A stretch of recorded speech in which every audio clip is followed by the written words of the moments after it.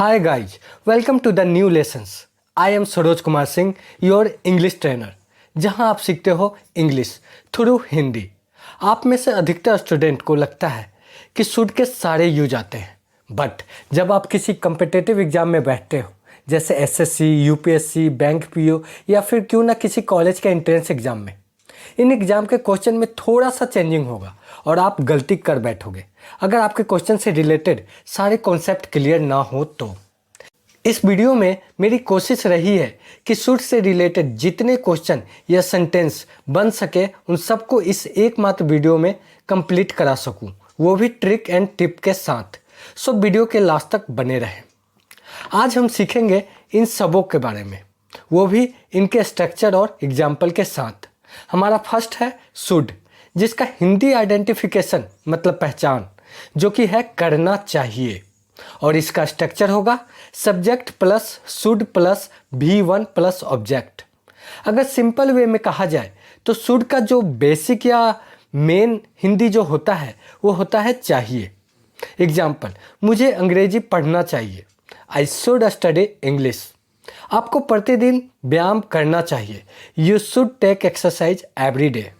आपको ध्यान देना चाहिए, यू शुड पे अटेंशन। अगर आप प्रेजेंट सिचुएशन में किसी को सलाह देते हैं तो वहाँ पर शुड के साथ वर्ब की फर्स्ट फॉर्म का यूज करते हैं। नेक्स्ट, शुड हैव, जिसका हिंदी आइडेंटिफिकेशन मतलब पहचान करना चाहिए था, और जिसका स्ट्रक्चर होगा subject plus should have plus V3 plus object. जब भी सेंटेंस में करना चाहिए था मतलब पास्ट की बात हो रही है तब हम यूज करेंगे शुड हैव, बट वहीं जब प्रेजेंट की बात होगी तो हम यूज करेंगे शुड। यहाँ ध्यान देने योग्य बात यह है कि जब हम प्रेजेंट की बात करेंगे तो शुड यूज करेंगे और इसके साथ वर्ब की फर्स्ट फॉर्म का यूज करेंगे, जैसे गो, राइट, स्टडी, स्लीप एक्सेट्रा। लेकिन जब हम पास्ट की बात करेंगे तो वहाँ यूज करेंगे शुड हैव और इसके साथ हमेशा वर्ब की थर्ड फॉर्म का ही यूज करेंगे, जैसे गो का गोन, राइट का रिटन, स्टडी का स्टडीड, स्लीप का स्लैप्ड एक्सेट्रा। आइए इसे एग्जाम्पल से अच्छी तरह समझने की कोशिश करते हैं। मुझे अंग्रेजी पढ़ना चाहिए था, I should have studied English. आपको लिखना चाहिए था, यू शुड हैव रिटन। हमें उनकी मदद करनी चाहिए थी, we should have help them. इतना एग्जाम्पल काफ़ी है, कॉन्सेप्ट क्लियर होना चाहिए, बाकी खुद से बनाते रहो। नेक्स्ट, शुड बी, जिसका हिंदी आइडेंटिफिकेशन मतलब पहचान होना चाहिए और जिसका स्ट्रक्चर होगा subject plus should be plus object. यहाँ पर शुड बी है और हमें मालूम है कि बी का हिंदी मीनिंग होता है होना या फिर बनना। जब इस प्रकार के सेंटेंस होते हैं तो इनके लास्ट में होना चाहिए आता है, होना चाहिए। यहाँ पर वर्ब का यूज नहीं होता है क्योंकि यहाँ किसी काम को करना चाहिए की बात नहीं करते हैं, केवल होना चाहिए की बात होती है। आइए इसे एग्जाम्पल से समझते हैं। मुझे इस समय घर पर होना चाहिए, I should be at home right now. इस सेंटेंस में आप देखोगे कि किसी काम को करने की बात नहीं हो रही है, यहाँ पर होना चाहिए की बात हो रही है, घर पर होना चाहिए। जब कभी हम किसी पर्सन के कहीं होने या कुछ होने के सेंस में बात करते हैं तो हम यूज करते हैं शुड बी का। आपको एक डॉक्टर होना चाहिए, you should be a doctor. हमें वहाँ होना चाहिए, वी शुड बी देयर। हमें ईमानदार होना चाहिए, वी शुड बी ऑनेस्ट। उस लड़के को स्कूल में होना चाहिए, that boy should be in a school. Should be का यूज अभी हमने सीखा होना चाहिए के सेंस में, लेकिन इसका यूज हम पैसिव वॉइस की तरह भी करते हैं, जिसमें हम शुड बी प्लस V3 का यूज करते हैं और इसका हिंदी आइडेंटिफिकेशन मतलब पहचान किया जाना चाहिए, जिसका स्ट्रक्चर होगा subject plus should be plus V3 plus object. यहाँ पर गौर करने वाली बात यह है कि जब हम मॉडल्स को पैसिव बनाते हैं तो बी लग जाता है और वर्ब की थर्ड फॉर्म का यूज करते हैं। कैन का पैसिव बनाएंगे तो कैन बी हो जाएगा और वर्ब की थर्ड फॉर्म लग जाएगा। मेरी ज़्यादा से ज़्यादा कोशिश रहेगी कि आपके हर एक कॉन्सेप्ट को क्लियर करूं, रटने की ज़रूरत नहीं है। Should be plus V three का पैसिव वॉइस से कैसे कनेक्शन है, ये आपको लाइफ टाइम याद रहेगा। आइए इसे और अच्छी तरह से क्लियर करने के लिए एग्जाम्पल से समझते हैं। छात्रों को पढ़ाया जाना चाहिए, स्टूडेंट्स शुड बी टाउट। यहाँ पर टीच का थर्ड फॉर्म लेंगे टाउट। हमें इस बारे में बताया जाना चाहिए, we should be told about it.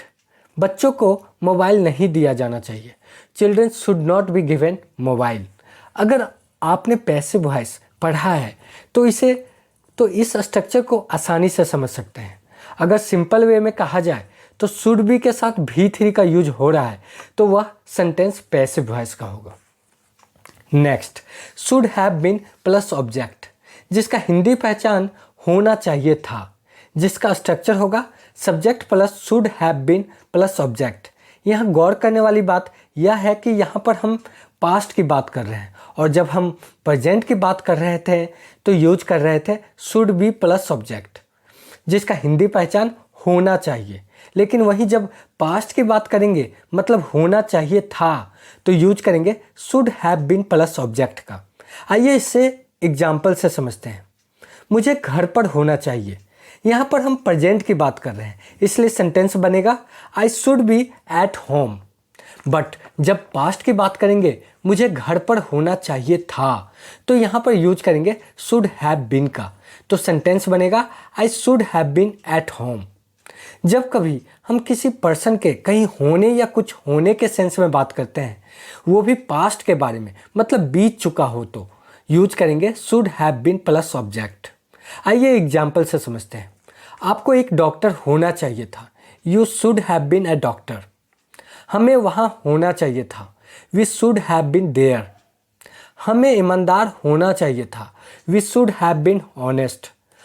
उस लड़के को स्कूल में होना चाहिए था, that boy should have been in a school.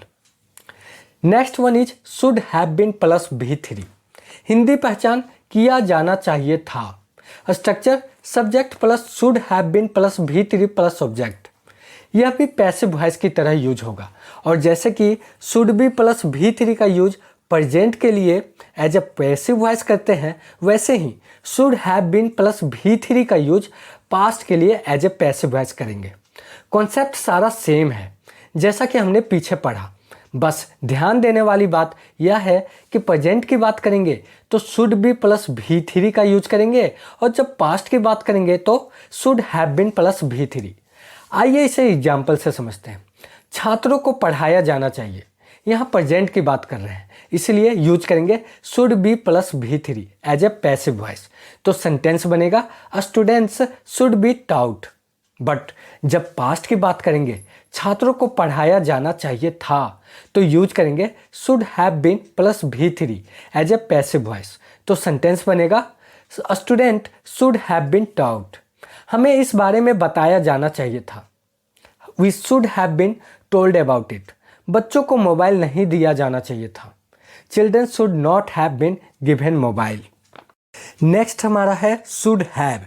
Hindi पहचान पास होना चाहिए, इसका स्ट्रक्चर होगा subject plus should have plus noun. जब भी सेंटेंस में कोई वस्तु के पास होना चाहिए की बात हो रही हो तो हम यूज करेंगे शुड हैव का। जैसा कि स्ट्रक्चर से ही क्लियर है, शुड हैव के बाद किसी नाउन का यूज होगा, बट ये जो आपने पहले पढ़ा है शुड हैव, उसके ठीक बाद वर्ब का यूज किया जाता है जिसका हिंदी पहचान है करना चाहिए था। बट इस शुड हैव का हिंदी पहचान है पास होना चाहिए। यहाँ किसी चीज़ के पास होने का बोध होता है, जैसे आपके पास पेन होना चाहिए, यू शुड हैव पेन। आपके पास मोबाइल होना चाहिए, यू शुड हैव मोबाइल। उसके पास किताब होनी चाहिए, ही शुड हैव बुक। हमारे पास लिखने के लिए नोटबुक होना चाहिए, we should have notebook for writing. Should have का यूज हम कोई वस्तु के पास होना चाहिए के लिए करते हैं, वो भी जब प्रेजेंट की बात हो रही हो तब। बट जब हम पास्ट की बात करेंगे मतलब कोई वस्तु पास होना चाहिए था, तब हम यूज करेंगे should have had. Hindi identification पास होना चाहिए था एंड स्ट्रक्चर होगा subject plus should have had plus noun plus other word. Present की बात होगी तो हम यूज करेंगे शुड हैव, पास होना चाहिए। बट पास्ट की बात करेंगे तो हम यूज करेंगे शुड हैव हैड, पास होना चाहिए था। यहाँ पर हमने हैव का थर्ड फॉर्म हैड ले लिया है। आपके पास पेन होना चाहिए था, you should have had pen. आपके पास मोबाइल होना चाहिए था, you should have had mobile. उसके पास पैसे होने चाहिए थे, he should have had money. सीधी सी बात है, अगर आप प्रेजेंट की बात करेंगे तो यूज करेंगे शुड हैव, बट जब पास्ट की बात करेंगे तो शुड हैव हैड का यूज करेंगे। एग्जाम्पल, मेरे पास ब्लैक जीन्स होना चाहिए, I should have black jeans. मेरे पास ब्लैक जीन्स होना चाहिए था, I should have had black jeans. So friends, देखा आपने, हमने शुड का यूज 8 अलग अलग तरीक़ों से किया। अगर समझने में दिक्कत हो रही हो तो वीडियो को 2 से 3 बार देखें और अपने साथ पेन और कॉपी लेकर बैठें और साथ के साथ प्रैक्टिस करें। और दोस्तों, आपके लिए मैं हर दिन एक शॉर्ट्स आस्क इंग्लिश चैनल पर अपलोड करता हूँ, वो भी डिफरेंट टॉपिक पर। तो आज और अभी हमारे इस चैनल को सब्सक्राइब करें और वीडियो अच्छी लगी हो तो अपने दोस्तों के साथ शेयर करना ना भूलें। Thanks for watching ask English.